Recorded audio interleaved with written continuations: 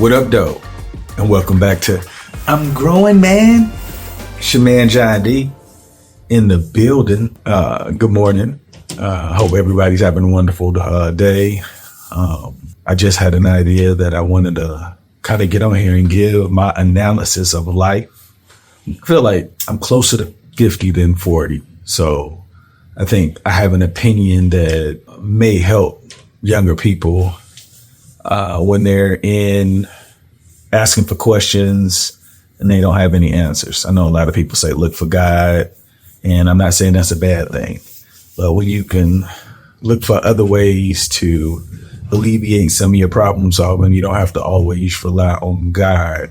You do a lot of your work on your own, and God will protect those who work for themselves. I think the most important part when determining how your life is going to be is where you were born. Where location matters. Depending on where you were born, you are going to be exposed to whatever they believe in. You're in the Middle East, most likely you're going to be exposed to Islam. You grew up in the United States, most likely you're going to be exposed to Christianity. In China, you'll find Buddhism, Confucianism, Taoism, Taoism. In a lot of the Far East countries, you'd find those things. And who's to say what's right? And I don't think it would be fair to say that depending on your location, it's going to determine who's right. I do believe that the intent is only to help. I do believe that. I do believe you find some people that are extremists in anything, and they'll take things to the point where it's literal. And then you got other people that won't be so literal. And then you got the people in the middle. And, you know, you're still for the right call. You're still on the same team, but your practices are different. And then when you separate that with another name to kind of separate people on who's on this side and who's on that side, it causes a lot of conflict. So I do believe your location plays a pivotal role in your foundation of what you're going to believe in. Second, most important, your parents. And their foundation is very significant because my journey has brought me to believe that all parents want the best for their kids. And no matter what that looks like, they want the best for their kids. So if a parent only has so much information, the information they give to their kids could be very limited. Now, this could work in a lot of ways, but I want to just focus on a couple of them. If you have money, the mindset of a person that don't have money versus a person that has money, person that has money has to have something innately in them to be more creative than a person without money. A lot of times when you come from money, which I can see within just my kids are exposed to a lifestyle that I have no clue what it's like, because I grew up, I know everybody always talk about they come from poor backgrounds, but it's drastically different from what my kids are living. And to me, it's like I'm crippling my kids because we worked so hard to get here. And now they don't have to work as hard in areas. Now, academically, they're really good. Behaviorally, they're really good. As people, they're great people, but I can see that they don't have the drive maybe to do what people in my generation was trying to do, try to create a better life. I think they already know that they're going to live a better life, but being a parent, talking about parents, being a parent for them, it's very difficult to try to create that hunger or that energy that says, I need to get this, and that's been a tough hurdle. But depending on your parents, your location will, like I said, it could help you, but it could also hurt you.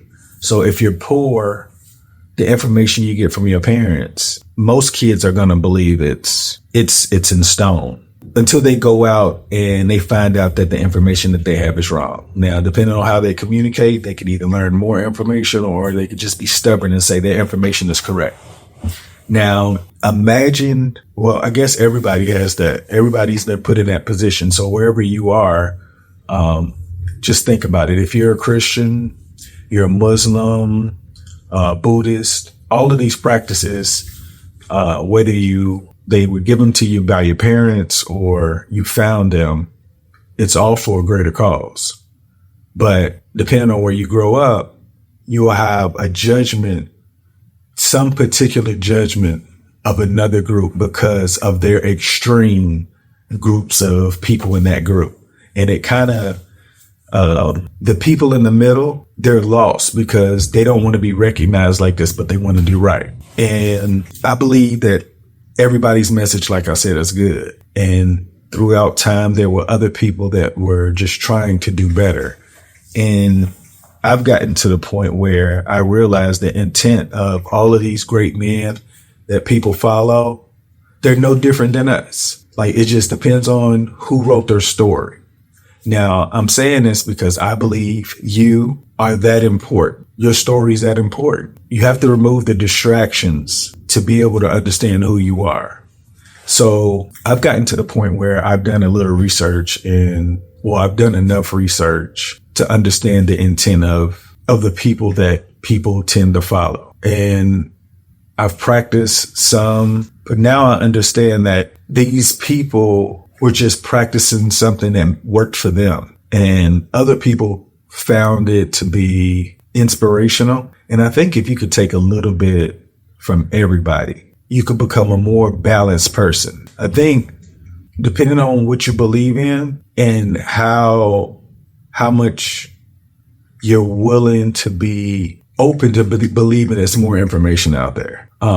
This video is definitely not to challenge anybody's beliefs. However, I wanted to give my view on how I believe people can separate from different groups.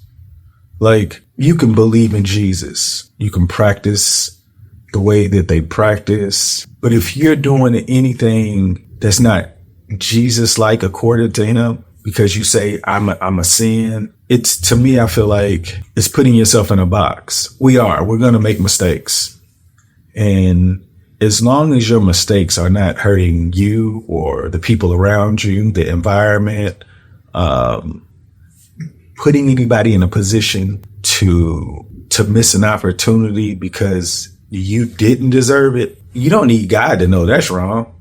You know what I'm saying? And I don't think anybody that practices anything is going to say that's okay. And I believe some people are compromised where they will make decisions based on how they're living.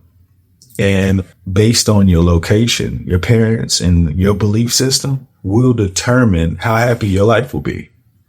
I can tell you that I've been in a lot of places. I've talked to a lot of people, and happiness is like occasional. It's not a way of life. And until you search for more information, you're going to be caught in a small hamster wheel of not knowing that there's more information out there.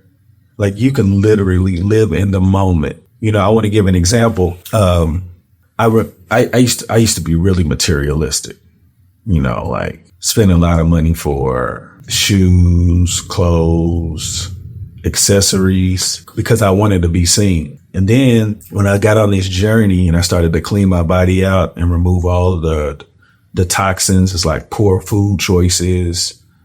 Now, I do want to know, I was still drinking alcohol, and I still do drink. I don't want to say that I just stopped everything, but I developed a different clarity when I cleaned my body of the foods I was putting in.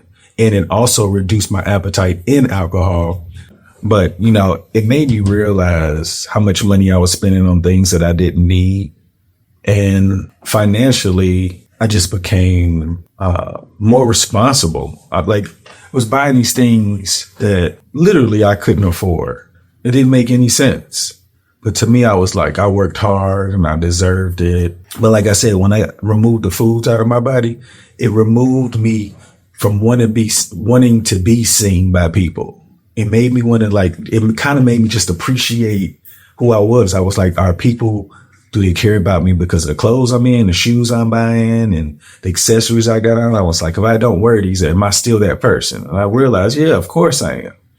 And when I removed that, I saved so much more money. And what I noticed in removing the materials, like it was a different type of happiness. Like when you have money and let's say you're buying things you can't afford, it gives you this instant gratification and makes you feel good when somebody sees you. But overall, paying that bill is like, that's every day.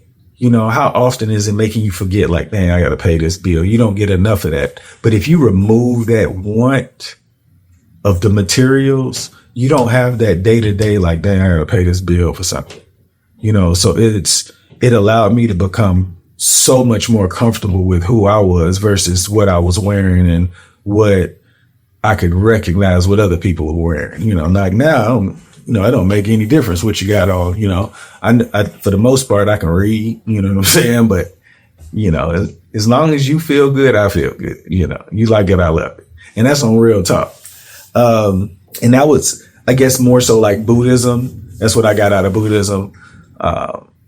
They believe if you don't have this want for things, then you don't have any grief. And I believe that that's a boring life. I can't lie. I couldn't imagine doing that every day. And I can understand, the baseline. The baseline of your happiness is non-existent because you don't do anything other than, focus on yourself. And I believe that's a great thing. You should. But I think it's in order to enjoy life, you have to have different experiences. And I think overall, my analysis brought it right back around from your location, parents, and what you believe in. It's how can you experience the most while remaining safe and helping others in the process. And a lot of that can get clouded by how difficult your environment is, what's so crazy? Your confidence is somebody else's insecurity, and your insecurity is somebody else's confidence. But you would know it because people don't wear that information out. And we can assume people are more confident in certain areas and not know that that's their insecurity because we think we know how people feel because of our own experiences. So if you choose to follow someone, understand there's going to be extremists in every group. Just practice to get better. People say nobody's perfect, but you can try to be perfect. Perfect is like not messing up on purpose. You can make a mistake. It's okay to make mistakes. I do want people to know that. The only problem with making mistakes is if you don't learn from them. Because repeating a mistake that you could have learned from is wasted time and it can be expensive. So keep that in mind when you guys are finding ways to improve as people. I know some people might look at me now like I don't believe it. Like I used to live a different life and I can't even believe I lived that life. But I was thinking everybody has their story, like literally your experience. If you can get through your experiences where you can be happy with your effort that you put into life, the happiness is different. And it reflects through your day-to-day work, home, and health. They say that relationships are healthy for men so they could get older and, because men died younger than women. And I really believe that, honestly. I believe that what my wife gives to me is something that you can't get unless it's from another person. It can't be through prayer. It can't be through solitude. It can't be through hanging out. It can't be through partying. It's like creating a relationship with something that's bigger than you, because you have to become vulnerable to a person that a lot of people haven't even been vulnerable enough to themselves, let alone give it to somebody else. And I don't want people to think like I'm saying that the relationship is bigger than God. I believe in God. I love God. However, God wants his children to do the best they can on earth or anywhere and however it's supposed to look like. And I believe that the relationship is the key to happiness if you learn how to create the relationship you're supposed to have. And I think that's the problem. Through the analysis of life it's always come from, to me, in a man's perspective. And I believe now my perspective is heavily influenced by my wife because I kind of listen a lot more than I used to, because I used to always thought I knew what I was talking about. But she gives me a set of eyes that allows for my words to hopefully resonate within you. And if there's anything in my voice that sounds like his wife told him that, it probably was, because I was only looking at it from a man's view or other men's view.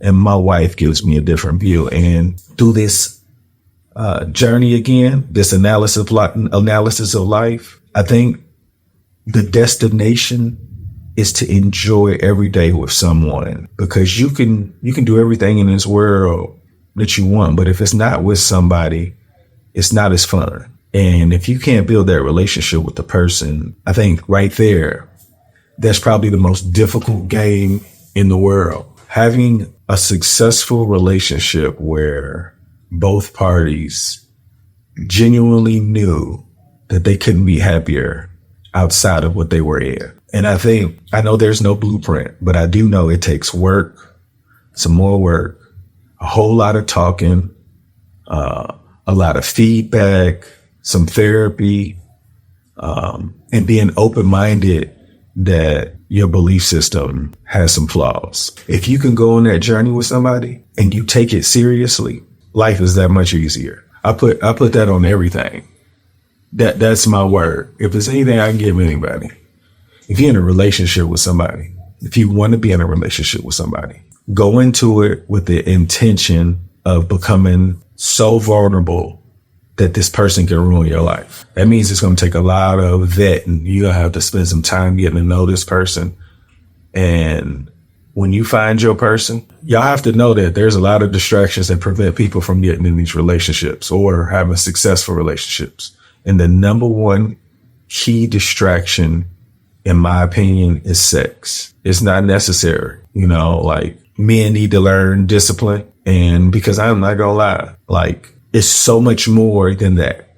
And if you base your relationship off of that, you can't get to what I'm talking about, because your distraction is sex. Like, and a lot of people already know their distraction. But if you can remove your distraction, just imagine the type of person you could become. Your relationship would flourish. Hey, I appreciate y'all checking in. Hold up. Yes, definitely. I appreciate y'all rocking with me. And I do want you to know, like, my views, my thoughts come from like a culmination of things that I'm watching, reading, learning. And I feel like this information is to only help. It's not to hurt. If it's wrong, it's not intentional to be wrong. But a lot of these are my opinions, and I feel like it's worked for me. And I feel like the thing that I want you to get from my journey is that your journey won't look like mine, but you have to go on it to be able to tell it. Y'all make today better than yesterday. Don't worry about anything you can't control. GATA. Get after that action, or that action will get after you. Be great on purpose.